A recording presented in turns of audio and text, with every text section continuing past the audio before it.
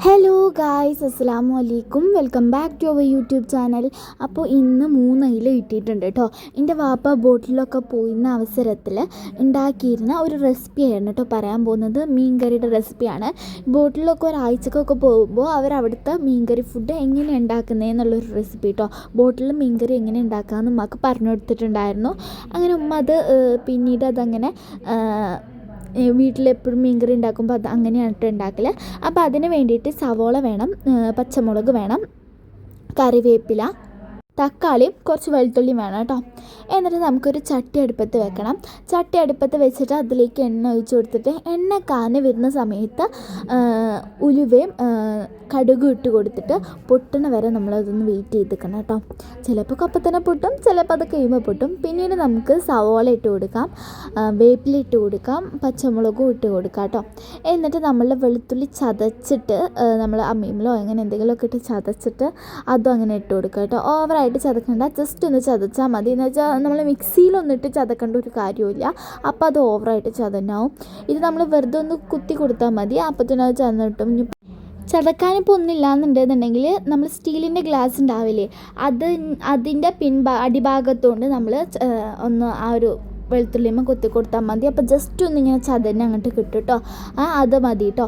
എന്നിട്ട് നമുക്ക് പെട്ടെന്ന് തന്നെ ഇത് വഴറ്റി വരാൻ വേണ്ടിയിട്ട് ഉപ്പിട്ട് കൊടുത്തിട്ട് നല്ല രീതിക്ക് മിക്സ് ചെയ്ത് കൊടുക്കണം കേട്ടോ.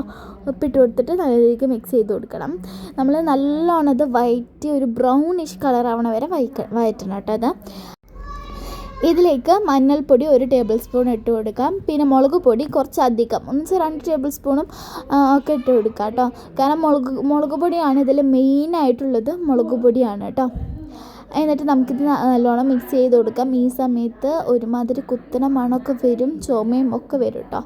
എങ്കിലത് കാര്യമാക്കി എടുക്കണ്ട.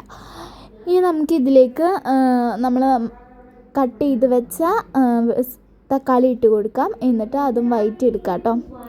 ലാസ്റ്റത്തെ ആ ഒരു ഇതും കൂടി ഇട്ട് കൊടുത്തിട്ട് വീണ്ടും ഇതൊന്ന് വഴറ്റിയെടുക്കാം. എന്നിട്ട് അതിലേക്ക് നമുക്ക് ആവശ്യത്തിന് വേണ്ട വെള്ളം ഒഴിച്ച് കൊടുത്തിട്ട് നല്ലോണം ഇത് തിളപ്പിച്ചെടുക്കണം കേട്ടോ. ഈ തിളക്കുന്നതിന് മുന്നേ നമുക്ക് കുടംപുളി ഒന്ന് ഇട്ട് കൊടുക്കാം കേട്ടോ. കുറച്ച് കുടംപുളി ഒരു 5-6 ഇട്ട് കൊടുത്താൽ മതി കേട്ടോ. ഇത് ചെറിയ കുടംപുളിയാണ്. അതിട്ട് കൊടുത്തിട്ട് നമുക്ക് തിളപ്പിച്ചെടുക്കണം കേട്ടോ. ഇത് നല്ല ടേസ്റ്റി ആയിട്ടുള്ള പെട്ടെന്ന് ഉണ്ടാക്കിയെടുക്കാൻ പറ്റിയ ഒരു ബോട്ട് മീൻകറി റെസിപ്പിയാണ് കേട്ടോ. ബോട്ടിലൊക്കെ പോകുന്ന അവസരം ഉണ്ടാക്കുന്ന ഒരു റെസിപ്പിയാണ് ഇത്. ഇതിപ്പോൾ തിളച്ച് വന്നിട്ടുണ്ട്.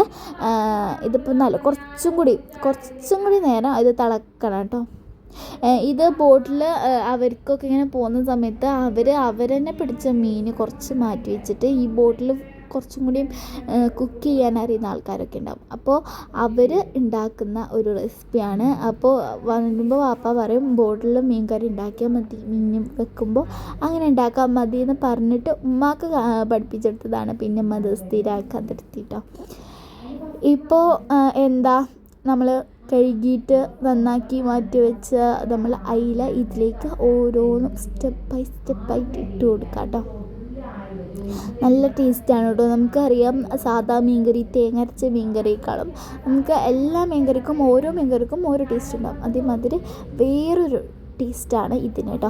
ഇനി നമുക്ക് അതൊന്ന് തിളപ്പിച്ച് വേവിച്ചെടുക്കാം. എന്നിട്ട് അതിലേക്ക് 2-3 വേപ്പിലയും കൂടി ഇട്ട് കൊടുത്ത് കഴിഞ്ഞാൽ നമ്മളുടെ മീൻകറി ഇവിടെ റെഡി ആയിട്ടുണ്ട്. ഇത് അത്രക്കും വലിയ വീഡിയോ ഒന്നുമല്ല, ജസ്റ്റ് നിങ്ങൾക്ക് ഇതെങ്ങനെയാണ് ഉണ്ടാക്കുക എന്ന് പറഞ്ഞു തന്ന ഒരു വീഡിയോ ആണ് കേട്ടോ. ഇതിനും എല്ലാ ഒരു മീൻകറിക്കും പ്രത്യേക ടേസ്റ്റ് ഉണ്ടാവും, ഓരോ ടൈപ്പിലായിരിക്കില്ലേ, അതേമാതിരി ഇതിനും ഒരു പ്രത്യേക ഒരു ടേസ്റ്റ് ഉണ്ട്. പിന്നെ മൺചട്ടിയുടെ ഒരു പ്രത്യേകത എന്ന് പറഞ്ഞു കഴിഞ്ഞാൽ നിലത്ത് കരക്കി വെച്ചാലും അതിങ്ങനെ തിളച്ചുകൊണ്ടിരിക്കുമല്ലോ. അപ്പോൾ ആ ഒരു വീഡിയോ എടുത്തതാണ്. അപ്പോൾ ഇന്നത്തെ വീഡിയോ ഇത്രേ ഉള്ളൂ, ചെറിയൊരു വീഡിയോ ആണ്. അപ്പോൾ നിങ്ങൾക്ക് എല്ലാവർക്കും ഇഷ്ടമായി വിചാരിക്കുന്നു. ബൈ.